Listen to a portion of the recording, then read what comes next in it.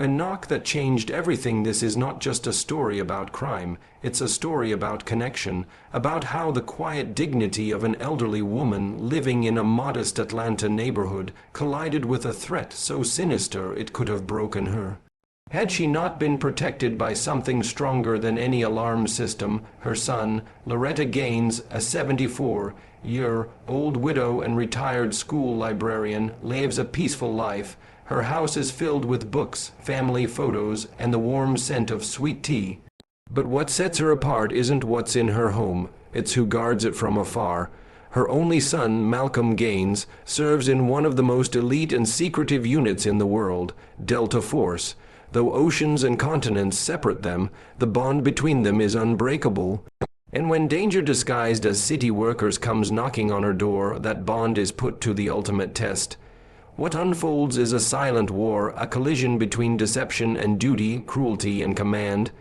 This story ends exactly where it began, with a woman of quiet strength sitting in her home. In a photograph of her son watching from the mantel, a quiet life, a powerful son, Loretta Gaines lived in a red, bricked home that had weathered more storms than most marriages. At 74, she walked with a measured grace, her hair a crown of silver curls and her presence soft yet unmistakably firm. Nestled in a humble Atlanta neighborhood, Loretta's days were quiet, books, birds, and the occasional call from neighbors who still remembered her as the school librarian who taught them to read with discipline and sugar cookies. Her world was small but rich in memory. The only photo on her mantel not covered in dust was of her son, Malcolm Gaines, clad in a crisp military uniform, eyes sharp, jaw set like stone. Though she hadn't seen him in nearly 11 months, she spoke of him often, like he might walk through the door any minute. Malcolm wasn't just in the military, he was Delta Force, one of the U.S. Army's most elite operatives, though most who asked were simply told he does classified work overseas. And that was all they ever got. Loretta never boasted, but she knew the truth. Her baby boy had grown into a ghost who hunted the world's darkest threats, a silent protector, a guardian thousands of miles away, but always, always watching over her. What Loretta didn't know, as she stirred her tea that quiet morning, was that trouble was rolling straight toward her curb in a white utility truck, marked with lies and filled with danger. The knock that didn't belong it came at 9:11 a.m., a knock, sharp and flat, followed by a voice muffled through the door. "City Water Department, ma'am, just routine checks." Two men stood on her front porch, clad in neon safety vests, their truck parked just beyond the hedges. The taller one had a clipboard, a calm tone, and the fake confidence of someone who'd rehearsed his line 100 times. The shorter man, heavier set and holding a wrench, shuffled nervously, scanning the street with twitchy eyes. Loretta, wearing her housecoat and a warm smile, opened the screen door halfway. Pipes burst.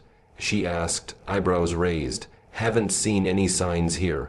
"Preventive measure," the clipboard man replied smoothly. "Couple streets over, we had a flood. Gotta check your main line. Just 5 minutes, I promise." She hesitated. Something didn't sit right. No notice from the city, no van call in advance. But she was a woman of trust, raised in a time when people still believed uniforms meant something.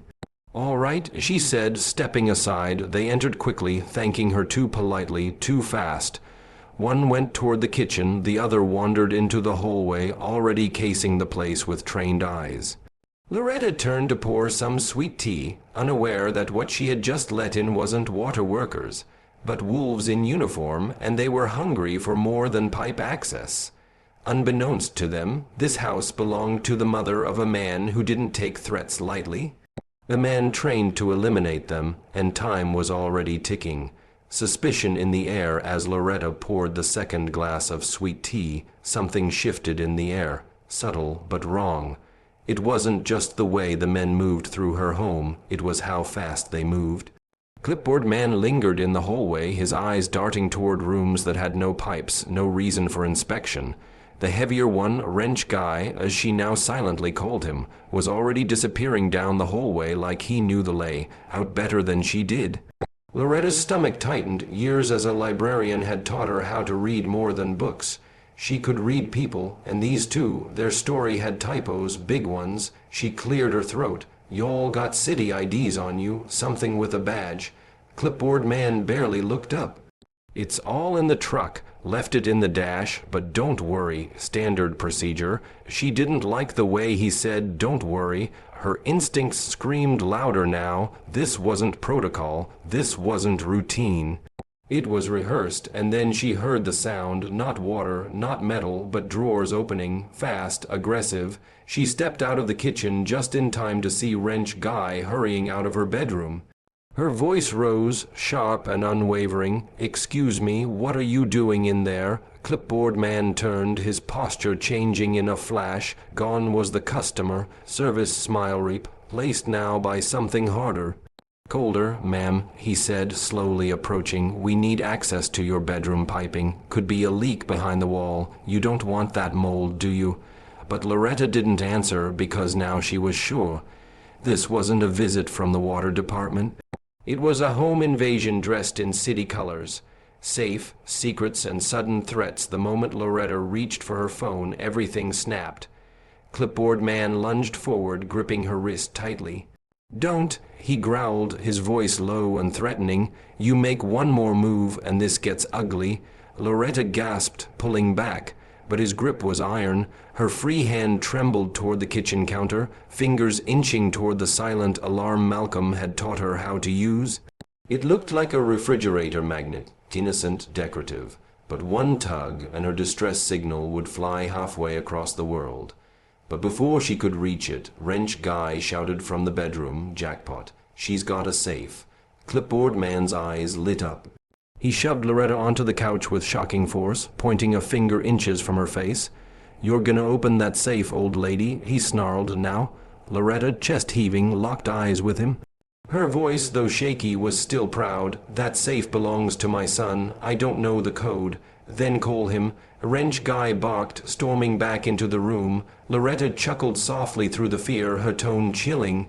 "You don't want to do that. They didn't get it. They thought she was bluffing. Just another scared old woman protecting her trinkets. What they didn't know was that her son was a ghost, a shadow in a war zone. A man trained to kill and vanish without a sound, and thanks to the silent pull she made while falling to the couch. He already knew something was wrong. The silent alarm that crossed continents on the outside, it looked like any other kitchen magnet. Colorful, kitschy, with the words "Faith Moves Mountains" painted across it. But when Loretta subtly pulled it sideways while falling to the couch, the magnet did more than shift. It activated a silent military distress signal embedded inside, designed by her son Lieutenant Commander Malcolm Gaines himself. Only 2 people in the world knew what that signal meant. One was Loretta. The other was Malcolm, thousands of miles away, deep in a fortified compound in Turkey. Malcolm had just wrapped up a covert Delta Force operation briefing when the alert flashed across his encrypted tablets, mall red blinking. Code 19, maternal distress, live signal, Atlanta GA. For a split second, the world slowed. Then everything inside Malcolm went razor sharp. He stood from the table, jaw clenched, voice like steel. "Mission abort. My mother's in danger." A young operator looked up, confused. "Sir, local PD? No." Malcolm's voice cut the air. "We're not calling cops. We're handling this our way." Without hesitation, he opened the secure locker in the corner of the room, yanked out his tactical bag, and pulled on his combat boots.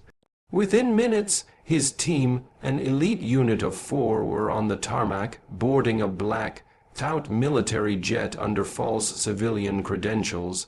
The enemy had picked the wrong house, because when a Delta's mother calls for help, hell answers in commo. A son's fury awakens. The plane roared through the sky, fueled by urgency and quiet rage.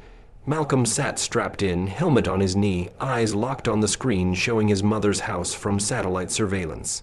His tech officer had already hacked into the city's traffic cameras, public databases, and nearby security systems. Within 90 minutes of receiving the signal, they had eyes on the neighborhood. "Got him," the tech whispered, zooming in. White Ford utility van, fake city logo, parked out front. Two unidentified males entered the property, no exit logged yet. Malcolm's eyes narrowed, they're still inside. He tapped his comms, ETA to Atlanta, 23 minutes. The pilot responded. Wheels down at the private airstrip. Malcolm exhaled, slow and deadly. His voice didn't shake, it didn't need to. We drop, we disappear, we end this. This wasn't just a mission, it was personal. He wasn't chasing foreign insurgents or hostile factions this time. These were common criminals, men who had no idea the woman they were threatening was protected by someone who had trained in 17 ways to kill a man before breakfast. He remembered the last thing his mother said on his last visit. I don't worry about you out there, Malcolm, but don't you forget, I still keep your seat at the table. He smiled faintly. Now he was coming home. And somebody was about to find out what vengeance looked like, Delta Force style. Silent shadows over Atlanta by the time the criminals had ripped open the last drawer in Loretta's home. The Delta Force team was already in the airspace above Georgia. Malcolm's unit, operating under deep black clearance, landed at a private military, friendly airfield just outside Atlanta under civilian cover. No sirens, no flashing lights, no police chatter. This wasn't a law enforcement operation. It was a surgical strike by men trained to move in silence and end chaos before it begins. In an unmarked black SUV, the team raced toward Loretta's neighborhood. Malcolm rode up front, eyes locked on the feed from the drone they had deployed minutes after landing. The house was quiet, too quiet, trucks still out front. One of the operators confirmed, scanning infrared movement data, 2 adult heat signatures inside. One appears seated, the other is pacing. Malcolm's heart pounded, but he kept his voice controlled. That seated one is her. She'll stay calm, but we won't wait. As they turned onto her street, Malcolm gave the final command, full sweep, no mercy, no mistakes, this is family. Within moments, the vehicle stopped 2 doors down.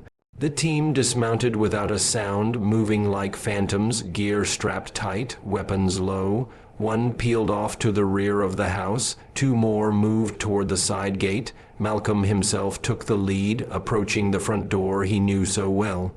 His mother's rose bush was still blooming. That nearly broke him. He raised 2 fingers in the air. The signal was clear. Execute. The storm hits without warning inside. Clipboard man stood by the safe, pacing nervously.